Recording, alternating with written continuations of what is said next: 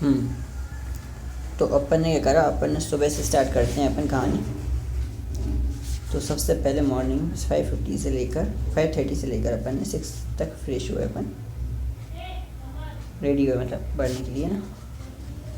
तो रेडी होने के बाद अपन ने स्टार्ट करी पढ़ाई, है ना। अब 6 बजे से अपन ने लगभग पढ़ाई स्टार्ट करी होगी। और पढ़ाई में अपन ने सबसे पहले स्टार्ट किया था लेक्चर, जो कि कंटिन्यूएशन में चल रहा था। लेक्चर का टॉपिक था अपना, यानी चैप्टर था अपना principle of inheritance and variation. ठीक है, principle of inheritance and variation अपना कंप्लीट हो चुका है, कंटिन्यूएशन में चल रहा था। लास्ट अपन ने छोड़ा था जो टॉपिक वो मॉर्गन की सूटन एंड वॉबली थ्योरी थी। सूटन एंड वॉबली की क्रोमोसोमल थ्योरी ऑफ इनहेरिटेंस थी। सूटन एंड वॉबली की क्रोमोसोमल थ्योरी ऑफ इनहेरिटेंस थी, उस पर छोड़ा था। उसको थोड़ा रिव्यू लेते हैं अपन। क्रोमोसोमल थ्योरी ऑफ इनहेरिटेंस में ये बोला गया था, उन्होंने बोला था कि जो क्रोमोसोम हैं वो भी जीन का पैटर्न फॉलो करते हैं, जैसे कि मेंडल ने बताया था अपने एक्सपेरिमेंट्स में, वैसा ही क्रोमोसोम भी फॉलो करते हैं। फिर टी एच मॉर्गन ने ड्रोसोफिला पर एक्सपेरिमेंट करके ये प्रूव करा था कि हाँ चलो ये बात सही है एकदम। ड्रोसोफिला को ने एक्सपेरिमेंटली प्रूव किया था कि म्यूटेशन नाम की कोई चीज़ होती है, या फिर क्रोमोसोमल इनहेरिटेंस को प्रूव किया है उन्हें, है ना। फिर म्यूटेशन बताया कि म्यूटेशन क्या होता है, कैसे काम करता है, रिकॉम्बिनेशन क्या होता है, लिंकेज क्या होता है, कौन सा लिंक जीन है। अल्फ्रेड स्टूडेंट का काम बताया उन्होंने, फ्रिक्वेंसी ऑफ जीन रिकॉम्बिनेशन को डिस्टेंस बिटवीन द जीन से उन्होंने क्लासीफाई किया, वो बताया। एंड देन फिर अपन उसी पार्ट में सेक्स डिटर्मिनेशन आया, उसी वाले पार्ट में सेक्स डिटर्मिनेशन आया, उसी वाले पार्ट में अपना इतना ही पोर्शन करा था पर उसमें सर्टन मेमोरीज से लेकर टी एच मॉर्गन ने क्यों ड्रोसोफिला को सेलेक्ट किया, है ना। मेंडल की वर्क की डिस्कवरी, उसके पहले ये बताया था सर ने मेंडल की वर्क की डिस्कवरी कैसे हुई, थोड़ी बहुत बातें डिस्कस करी, है ना। इसके बाद टी एच मॉर्गन का काम, फिर म्यूटेशन का काम, इतना हो गया था, इतने लेक्चर में इतना हुआ था। फिर उसी लेक्चर के आगे अगर हम देखें बायो में ही, उसी चैप्टर में, तो शाम के टाइम अभी मैंने एक बार बायो करा, तो फिर मैंने करा कि हाँ उसके आगे वाला पोर्शन क्या है, डिसीजेस वाला पोर्शन जो आता है, क्योंकि जो अपन क्रोमोसोमल थ्योरी पढ़ लेते हैं ना, म्यूटेशन पढ़ लेते हैं, उसके बाद जब अपन आगे चलते हैं चैप्टर में, तो चैप्टर में आते हैं पेडिग्री एनालिसिस आता है। तो पेडिग्री में एनालिसिस में मेल कैसे दिखता है, फीमेल कैसे दिखता है, पार्टनर्स कैसे दिखते हैं। फिर उसमें डिसीजेज आती हैं, chromosomal sex linked autosomal disease और sex linked disease. Sex linked में एक्स और पाई लिंक्ड आती हैं, उनके सिम्टम्स आते हैं, उनके फीचर्स पढ़ाए जाते हैं।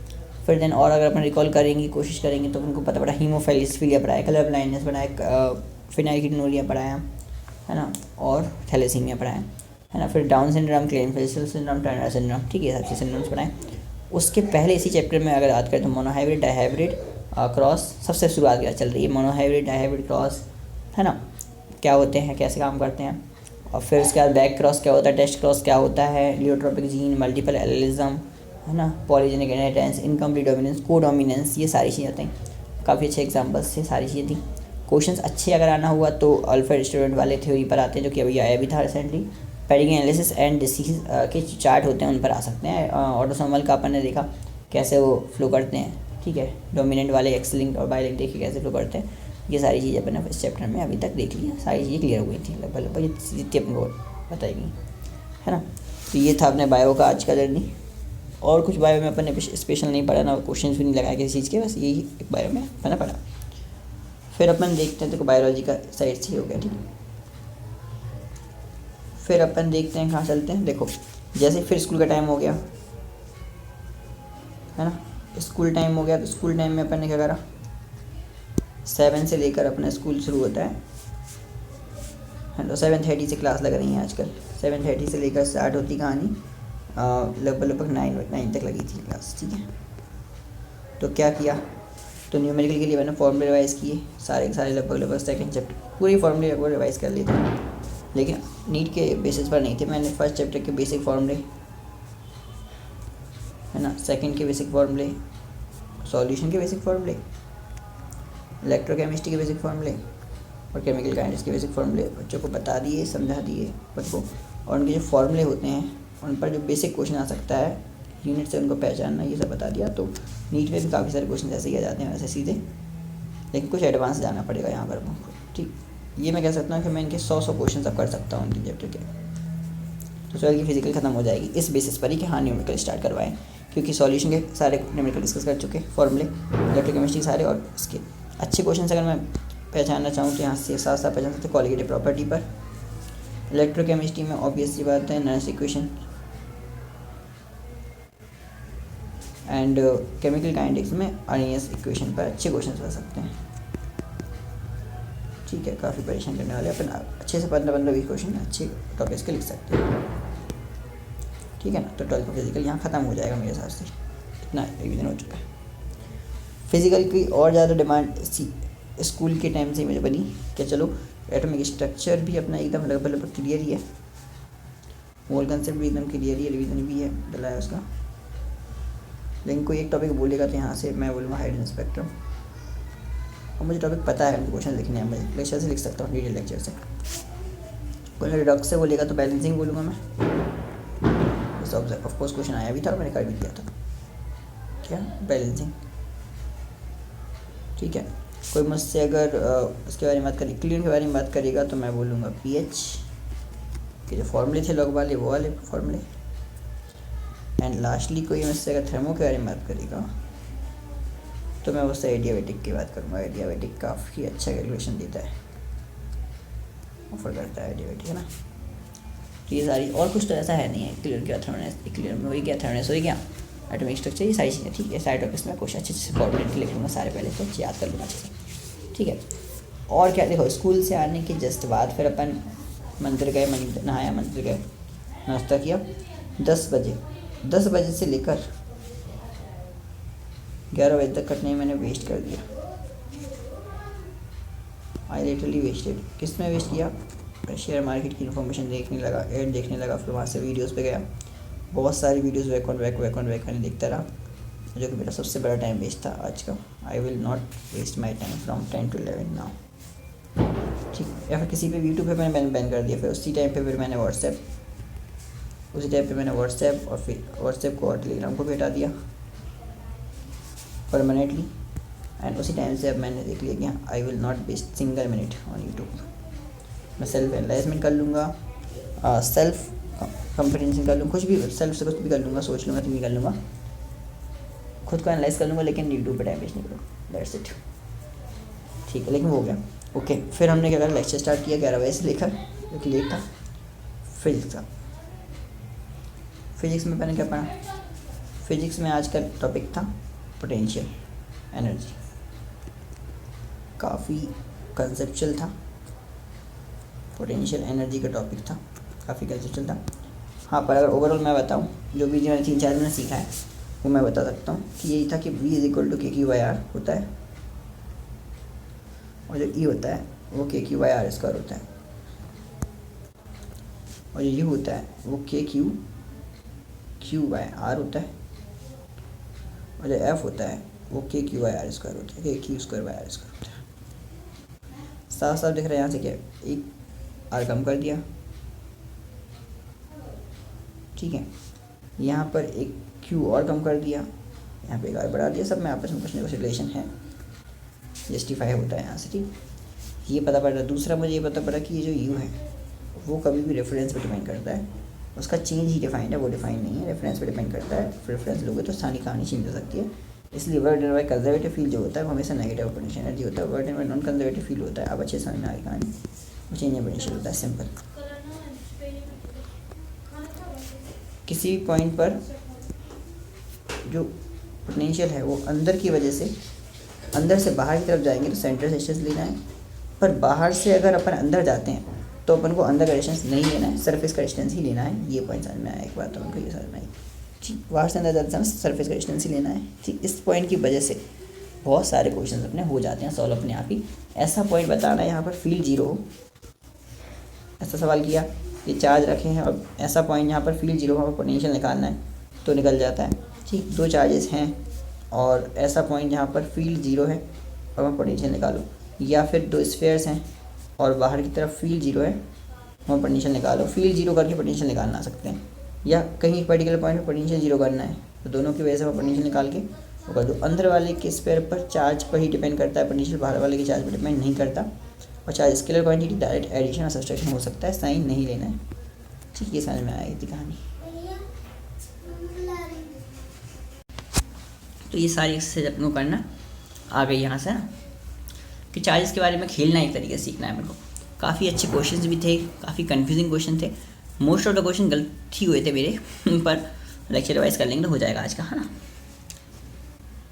मैंने लेक्चर वैसे गलत तरीके से लिया, बाहर छत पर जाकर, और फिर वहाँ से थोड़ा सा नेट का प्रॉब्लम था, बहुत सारे इशू में लिया मतलब, तो लेट हो गया इसमें। मैंने 1:30 बजे से ज़्यादा टाइम लगा दिया, 2 बजे तक लगा दिया मैंने इस टाइम काफ़ी लेट ले पाया, 2 बजा ली मैंने इसमें।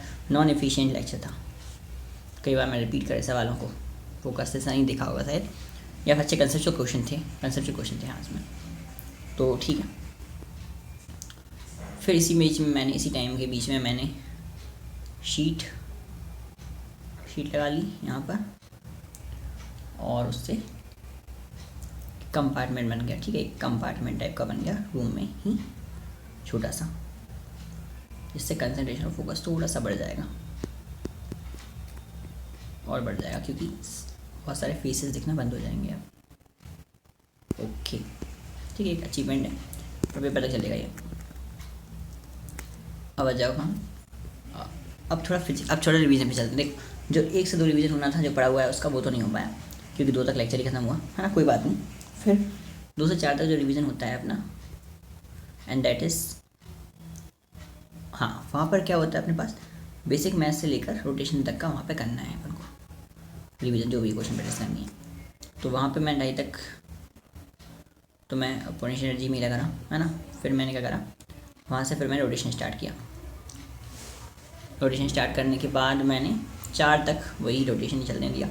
रोटेशन में जितने भी पेजेस बचे थे लेफ्ट थे, वो सारे लेफ्ट पेजेस को मैंने करा कंप्लीट, अच्छे से समझा, सीखा, सब कुछ करा और गहराई से मैंने पढ़ा।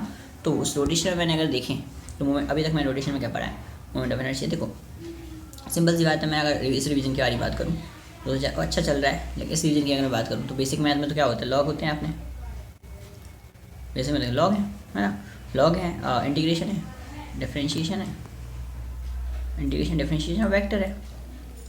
ये बेसिक मैथ में लग सकता तो ऐसा तो अच्छा नहीं, बहुत ज़्यादा लॉग है, इंटीग्रेशन डिफरेंशिएशन वेक्टर ट्रिग्नोमेट्री है। तो बेसिक अपन को आती है, अच्छी खासी आती है। थोड़ा बहुत एडवांस लेवल में कभी कभी अपन अटक जाते हैं, बहुत फ्लुएंट अपनी नहीं है, बट ठीक है, काम हो जाता है अपना, ठीक है।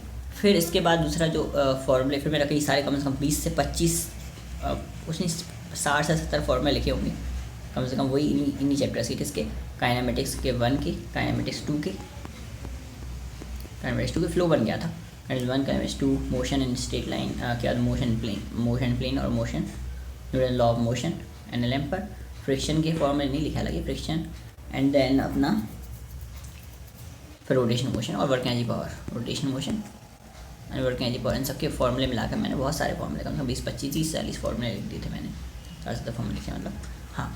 तो उन दोनों का रिलेशन रोटेशन मोशन में अभी तक मैंने सीखा, उसमें मैं जितना बड़ा किया, ठीक है, एनालॉजी से काम हो जाएगा, बहुत कठिन चैप्टर नहीं है ये, बहुत ईजी है, एनालॉजी से काम हो जाएगा, काफ़ी सिंपल केसेस। अब मुझे यहाँ पे समझ में आया कि जो केसेस बचे हैं अच्छे जो एक्चुअली में फॉर्मूले बेसिक नहीं है, बेसिक से थोड़ा ऊपर है और वेरी इजी में है, उनको मुझे लिखना है यहाँ पर, ठीक, ये आगे चलेगा इस सेक्शन में। मतलब जैसे एग्जांपल के लिए बता दूँ मैं कि एक्सेलरेशन बराबर मास फोर्स अपॉन मास, तो मास में टोटल मास लेना, mass plus I by R. इसका अब देखो ये ड्राइव फार्मूला बना है, इस टाइप के केसेस मुझे लिख लेने चाहिए अच्छे से, बिट लैंग्वेज के, हाँ चलो इस लैंग्वेज के साथ आएगा, डायरेक्ट लैंग्वेज आया और डायरेक्ट मुझे पुट करके सवाल में आंसर चाहिए सीधा। तो इस सेक्शन को और अच्छा बना सकते हैं। ऑब्वियसली बात है, ग्रेविटेशन पढ़ना है कल से इसमें सेक्शन में, इसी में आया वो ग्रेविटेशन, इसी में आएगा। अच्छी बात यह है कि ग्रेविटेशन की जो पोर्शंस हैं वो सारे इलेक्ट्रोस्टैटिक जो भी हम पढ़ रहे हैं उससे मुझे ये भी मैच करते हैं, चाहे वो फोर्स हो फिर वो फील्ड हो, चाहे फिर वो पोटेंशियल वाली बात हो, पोटेंशियल एनर्जी वाली बात हो, एंड देन फाइनली वेलोसिटी। थोड़ा अलग केस बन जाएगा, वेलोसिटी यहाँ पे नहीं आएगी, वेलोसिटी यहाँ पे अलग केस बन जाएगा, satellite velocity, orbital velocity of satellite है ना, वो अलग केस बन जाएगा। बाकी सारी चीज़ें सेम रहेंगी, कंसेप्चुअल सेम रहेगा। पढ़ चुके हैं पहले, ग्रेविटेशन अच्छे से पढ़ा था तो दिक्कत नहीं है, अच्छे से सारे चैप्टर पढ़े हैं, फिर एक एक सवाल करके पढ़े, है ना, छोड़ा कोई तो नहीं है। ओके ओके 2 4 वाला सबसे सक्सेसफुल रहा। फिर 4 20 ही हो गए थे लगभग लगभग इस सेक्शन में, है ना, काफ़ी टाइम लग गया था। फिर मैंने क्या करा, क्वेश्चन टेक्स्ट नहीं दिया है मैंने, तो उसको पढ़ता रहा ऐसे पढ़ता रहा, फिर फॉर्मेट लिखता रहा, इस तरीके से करता रहा। फिर 5 से 4 20 से मतलब 4 से 6 वाला सेक्शन आया, जिसमें 4 से 5 मुझे वो पढ़ना था, अपना सेकंड पार्ट पढ़ना था। 11 का सेकंड पार्ट का पार्ट आ गया था ना, 11 का सेकंड पार्ट पढ़ना था। इस सेक्शन में मुझे सॉलिड से लेकर वेव तक का सेक्शन हाथ में लिया है, हालांकि मैंने बहुत ज़्यादा पोर्शन में नहीं किया कंप्लीट अभी। फिर मैंने रिवाइज़ किए थोड़ा बहुत फ्लूइड के मैराथॉन्स के क्वेश्चन। तो फ्लूइड्स में वही है, देख अभी तक मैंने जो सॉलिड और फ्लूइड किया है उसमें मुझे क्या पता पड़ा। सॉलिड में यही था सिंपल कि वो सारे अलग अलग टाइप के स्ट्रेस हैं, अलग अलग टाइप के स्ट्रेन हैं, अलग अलग टाइप के स्ट्रेस, अलग अलग टाइप के स्ट्रेन, है ना, ये सब चीज़ें हैं। और फिर उसमें एनर्जी के बारे में, एनर्जी डेंसिटी के बारे में ऐसा कुछ है ना। लेकिन जो फ्लूइड्स है, फ्लूइड्स में काफ़ी सारे फॉर्मूले, काफ़ी सारे केसेस हैं। मैं चाहूँगा कि इनको अच्छे से रिवाइज़ कर लूँ, एक बार मैराथन अच्छे से रिवाइज़ हो जाए उसके बाद ही मैं आगे बढ़ूँगा इसमें, है ना। टेस्ट वेस्ट लगाने के चक्कर में अभी नहीं पढ़ूँगा, हाँ, क्योंकि बहुत सारे फॉर्मूले याद होते फिर गलत हो जाता क्वेश्चन। ठीक है, 2 4 लगेंगे एक्स्ट्रा, लेकिन एक बार तो हो जाए अच्छे से मैराथन से रिवीजन अभी तो अच्छा लगेगा। कैसा लगेगा, हाँ सेक्शन रिवीजन हो गया सब कुछ, क्वेश्चन लग रहे हैं बस। जैसे कि उस सेक्शन में लगने लगा, स्पेशल केसेस के बारे में बात होने लगी। मेरी पूरी मार्क हो जाएगी, रोटेशन तक मार्क हुई है, काम चल रहा है, और स्पीड बढ़ जाएगी, इसकी बढ़ा देंगे 80 के बाद ज़्यादा बढ़ा देंगे, अभी तो थोड़ी कम कर देंगे स्पीड, 80 के बाद बढ़ा देंगे। अभी कम इन द सेंस कि अपन इसको 40-30 मिनट देंगे सर, अभी 80 के अकॉर्डिंग चैप्टर्स बढ़ा देंगे अब कल से, क्योंकि 16 तारीख आ गई है, लगभग 8 दिन बच्चे हैं। ठीक है, मुझे 680 के मिलाने हैं ठीक। उसके लिए सारे DVPs हो जाने चाहिए सारे के सारे सब्जेक्ट के, और कम से कम 100 प्रैक्टिस क्वेश्चंस, चाहे फिर वो मेरी फिंगर टिप से हो जाए या PY के सारे क्वेश्चन हो जाएगा। फिजिक्स और फिजिकल की बात करें या केमिस्ट्री की बात करूँ, केमिस्ट्री की बात करूँ तो PYQ हो जाए, DPP हो जाए, काफ़ी है। अगर क्वेश्चन देख लूँ तो काम हो जाता है इतने से। लेकिन जो बायो है उसमें मेरी DPP के साथ साथ फिंगर टिप होनी चाहिए, इतना तो मुझे करना है, इतना ही करना है, और इससे ज़्यादा करना भी नहीं है। क्लास के बाद इतना ही काफ़ी होता है।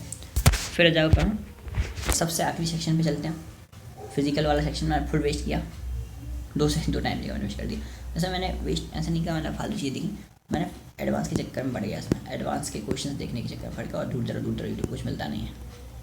काफ़ी टाइम वेस्ट करा, काफ़ी सारे वीडियोज़ देखे, ढूंढे, मिले, कुछ नहीं मिले, टाइम वेस्ट कर दिया ना। 5 से 6 फाइनली पता पड़ा कि लेक्चर स्टार्ट कर दिया जाए, तो मैंने 6 से 8 वाला लेक्चर, मतलब फिजिकल नहीं करा कुल मिला के आज भी। लेकिन कल से मैं शेयर करूँगा कि हाँ फिजिकल प्रॉपर क्वेश्चन करूँ मैं।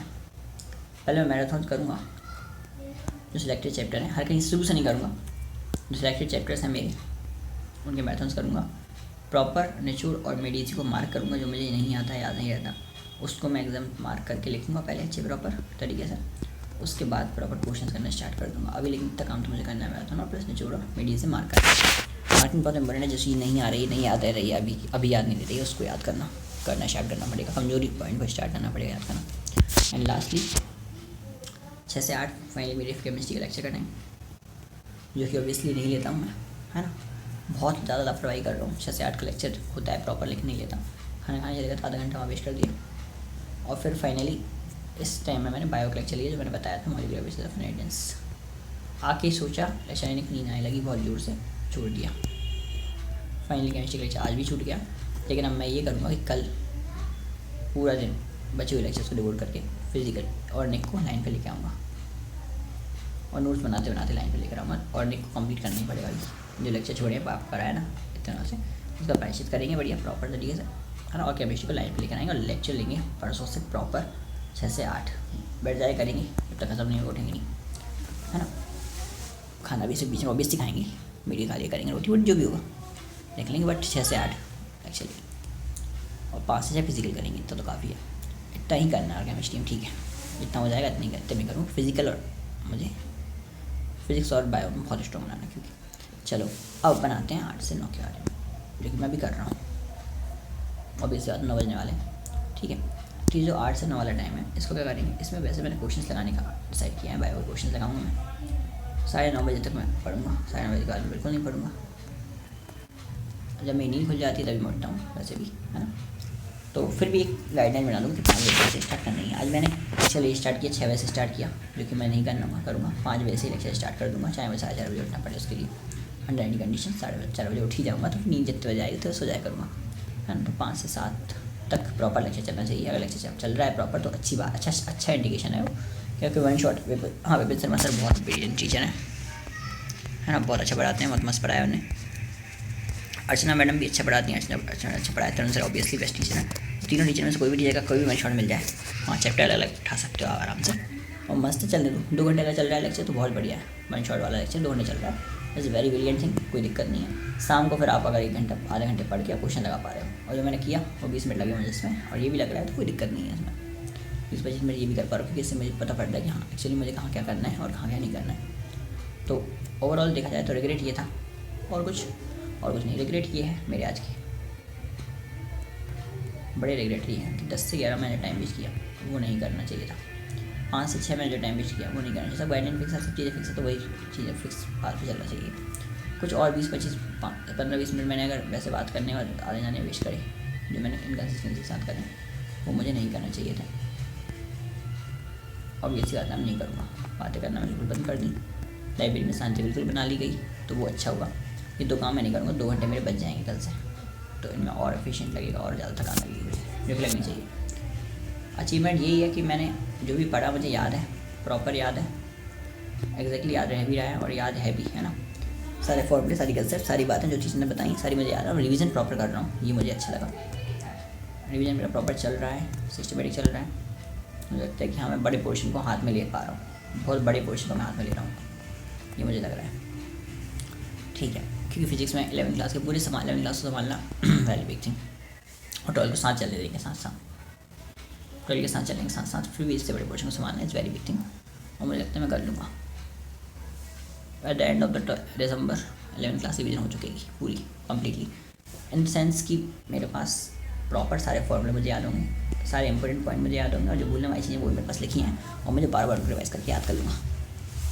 तो इतना नहीं, और क्वेश्चन सारे DPBs तो हो चुकी हैं एक बार, तो उनको रिवाइज कर लेंगे। देखूँगा, कोशिश करूँगा DPBs की रिवाइज हो जाए, अभी वही की रिवाइज हो जाए, इतना कर लूँगा तो काफ़ी हो जाएगा मेरे 11th रिवीजन, और करते रहेंगे। फिर 11th का पोर्शन तो पूरा चलते ही रहेगा, सेक्शन बनाया उसका अलग से, और फिजिकल भी जब प्रॉपर स्टार्ट कर दिए तो फिर यही पाथ पे चलेगा उसमें भी कि भैया मैराथन करूँ पहले, ताकि रिवीजन हो जाए प्रॉपर। उसके बाद मैं DCR नोट से हर एक उस पॉइंट को अपन ने मार्क कर लिया, जो अपन को नहीं आता याद भूल जाता है। एंड फाइनली फिर अपन जाएंगे डिटेल्ड टॉपिक्स पर, जो अपन को लेक्चर में से एक्चुअली में 10 क्वेश्चन लिखने हैं उनके, उन पर जाएंगे अपन, और उनको लिखा चिपकाएंगे बकायदा, ठीक है। स्ट्रॉन्ग बना लेंगे, मतलब उसको बेसिक से स्ट्रॉन्ग बना लेंगे उसको, है ना। इतना जाएंगे, फिजिकली को स्ट्रॉन्ग बनाएंगे। बाकी कोशिश करूँगा 100 क्वेश्चन में करके सोऊँ, मैं कितनी नींद आ रही है 100 क्वेश्चन करके सोऊँ। 10 बजे पे अगर सोऊंगा तो 4 बजे उठूँगा तो कोई दिक्कत नहीं है। 11, 12, 1, 2, 3, 4, 6 घंटे कोई, अगर प्रॉपर खाना और प्रॉपर जो कि मैं वॉकिंग कर लेता हूँ। ओके, बस यही था आज, एवरीथिंग इज़ फाइन, देखेंगे बाद में।